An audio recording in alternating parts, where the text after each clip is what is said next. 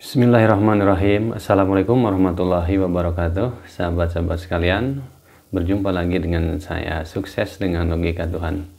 Sahabat-sahabat sekalian, kali ini saya akan berbagi logika juga dengan Anda berkaitan dengan logika-logika yang bersumber dari Al-Quran yang menjadi petunjuk berpikir bagi kita semua. Sahabat-sahabat sekalian, semoga di hari ini sahabat-sahabat sekalian dilimpahi rezeki yang melimpah dari Allah Subhanahu wa taala dan diberi kesehatan, dijauhkan dari segala wabah penyakit. Amin ya Allah ya rabbal alamin. Sahabat-sahabat sekalian, ada satu hal yang perlu kita pahami di sini, bahwa Nabi Muhammad Rasulullah SAW itu berpikir dengan menggunakan pola pikir Al-Quran. Apa buktinya sahabat-sahabat sekalian? Kalau Nabi Muhammad itu berpikir dengan logika dari Al-Quran, mari kita cek sama-sama dan kita buktikan ya, bahwa Nabi Muhammad Rasulullah SAW itu berpikir dengan pola-pola berpikir yang sudah ada di dalam Al-Quran. Sahabat-sahabat sekalian, kalau kita membaca hadis yang diriwayatkan oleh Bukhari dan Muslim, salah satunya hadis riwayat Muslim, di sini Nabi Muhammad menyampaikan bahwa barang siapa melapangkan kesusahan untuk seorang mukmin di dunia, maka Allah akan melapangkan baginya kesusahan dari kesusahan-kesusahan pada hari akhirat. Kemudian barang siapa memudahkan kesukaran seseorang, maka Allah akan memudahkan baginya dunia dan akhirat. Barang siapa menutupi aib seorang muslim, maka Allah akan menutupi aibnya di dunia dan di akhirat. Hadis riwayat Muslim. Sahabat-sahabat sekalian, ini adalah satu contoh hadis yang sumber pola berpikirnya dari Al-Quran. Kemudian ada satu hadis lagi di dalam hadis Bukhari. Beliau bersabda, jangan kamu menjadi orang yang ikut-ikutan dengan mengatakan kalau orang lain berbuat kebaikan, kami pun akan berbuat baik. Dan kalau mereka berbuat zalim, maka kami pun akan berbuat zalim. Tetapi teguhkanlah dirimu dengan berprinsip, kalau orang lain berbuat kebaikan, kami berbuat kebaikan. Dan kalau orang lain berbuat kejahatan, kami tidak melakukannya. Demikian hadis riwayat Bukhari Muslim. Sahabat-sahabat sekalian, ini sebetulnya hadis ini kalau kita bandingkan konstruksi pola berpikirnya dengan Al-Quran, maka konstruksi hadis ini, pola berpikirnya, sumbernya bisa dikatakan bersumber dari Al-Quran. Karena hadis itu adalah perkataan Nabi dan Al-Quran itu adalah kalamnya ilahi. Maka Al-Quranlah yang harus menjadi sumber, bukan hadis. Maka hadis itu berada selevel di bawah Al-Quran. Maka apa yang disampaikan oleh Nabi itu adalah perkataan Nabi. Dan perkataan Nabi boleh dikata itu adalah pola pikir yang dikemukakan oleh Nabi. Namun demikian, kenapa hadis ini dirujuk oleh umat Islam? Karena memang hadis ini menjelaskan Al-Quran. Salah satunya menjelaskan pola pikir yang ada di dalam Al-Quran. Nah, sekarang kalau di situ dikatakan bahwa jadilah orang yang berprinsip, misalkan dalam hadis Bukhari Muslim, jadilah orang berprinsip. Jika orang berbuat baik, aku akan berbuat baik. Jika orang berbuat jahat, aku akan berbuat jahat.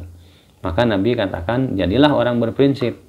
Jika orang berbuat baik, maka aku akan berbuat baik. Jika orang berbuat jahat, maka aku tidak akan melakukannya. Itulah termasuk orang yang berprinsip, kata Nabi. Hadis Nabi ini dikatakan sumber ajaran Islam karena memang hadis ini menjelaskan apa yang ada dalam Al-Quran. Jadi kalau Nabi mengatakan jadilah orang yang berprinsip, jangan ikut-ikutan. Kalau orang lain berbuat baik, kita baik. Kalau orang lain berbuat jahat, dibalas dengan kejahatan. Nah, itu namanya ikut-ikutan. Tapi orang yang berprinsip, yaitu tadi, kalau orang berbuat baik, ya kita berbuat baik. Tapi kalau orang berbuat jahat, kita tidak melakukannya. Mengapa tidak melakukannya? Karena tahu setiap kebaikan itu akan berbalas kebaikan. Kalau kejahatan orang diikuti lagi dengan kejahatan, kita sama dengan membuat kejahatan untuk diri kita sendiri. Dan itu pola pikirnya dalam surat Al-Isra ayat 7. Al-Qasas ayat 84. Jadi banyak ayat yang mengatakan, Yasin surat ke-19 Banyak ayat yang mengatakan bahwa semuanya kembali akan kepada diri sendiri. Nah, Nabi itu mengajarkan siapa yang menutup aib, maka dia akan menutup aibnya diri sendiri. Siapa yang menolong orang lain, sesungguhnya Allah akan menolong orang itu sendiri. Siapa yang membebaskan kesulitan orang lain, maka Allah yang akan membebaskan kesulitan orang itu. Nah, ini pola logika berpikir yang sumbernya dari Al-Quran. Dan itu disampaikan juga oleh Nabi. Jadi sebetulnya Nabi Muhammad Rasulullah SAW itu berpikir dengan logika Al-Quran. Kalau logika Al-Quran, logikanya dari siapa? Ya dari Allah Subhanahu wa Ta'ala. Maka dia berpikir dengan logika Tuhan. Nah, ini pola-pola pikir yang harus disampaikan kepada masyarakat, kepada umat seluruh dunia ini. Bahwa ini sumber pola berpikir yang diajarkan oleh Tuhan pencipta alam. Jadi kita harus, kalau mau hidup sejahtera, maka kita harus mensejahterakan orang lain. Kalau kita mau sukses, kita sukseskan orang lain. Kalau kita mau kaya, kayakan orang lain. Ini prinsip logika yang diajarkan oleh Allah Subhanahu wa Ta'ala dalam Al-Quran dan disampaikan oleh para nabi. Seluruh nabi dari Nabi Adam sampai Nabi Muhammad Rasulullah SAW menyampaikan logika-logika ini. Maka logika ini tidak akan pernah mengalami perubahan. Ini adalah logikanya dari Tuhan Allah Subhanahu wa Ta'ala. Ini sahabat-sahabat sekalian, jadi Nabi Muhammad Rasulullah SAW ini menggunakan pola pikirnya, tapi pola pikirnya dipandu oleh Al-Quran. Dan ini harus diajarkan kepada anak-anak kita, kepada masyarakat, kepada murid-murid kita di sekolah, di mana saja. Para santri-santri harus belajar berpola berpikir seperti ini. Kalau pola berpikir ini disampaikan kepada anak-anak kita, akan lahir generasi-generasi dermawan, akan lahir generasi-generasi penyelamat masalah-masalah sosial dan alam yang ada di muka bumi ini. Akan lahir orang-orang yang menjadi penyelesai masalah, bukan pembuat masalah. Ini logika-logika yang harus diajarkan kepada anak-anak didik kita, kepada murid-murid kita, kepada masyarakat, dan harus dicontohkan oleh para pemimpin, para tokoh masyarakat, para ulama, para kiai, guru-guru, semua harus mengajarkan pola berpikir ini. Dan ini harus menjadi budaya nantinya di dalam kehidupan bermasyarakat. Masyarakat mana? Yaitu masyarakat-masyarakat yang religius, yang dilandasi oleh ketuhanan yang Maha Esa, yaitu masyarakat Indonesia.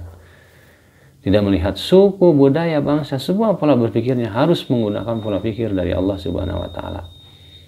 Karena ini pola pikir yang akan mensejahterakan bumi, yang akan mensejahterakan bangsa, yang akan mensejahterakan negara. Dan kita sendiri akan merasakan kesejahteraannya di dunia maupun di akhirat. Demikian sahabat-sahabat sekalian, semoga menginspirasi. Billahi taufiq wal hidayah. Assalamualaikum warahmatullahi wabarakatuh.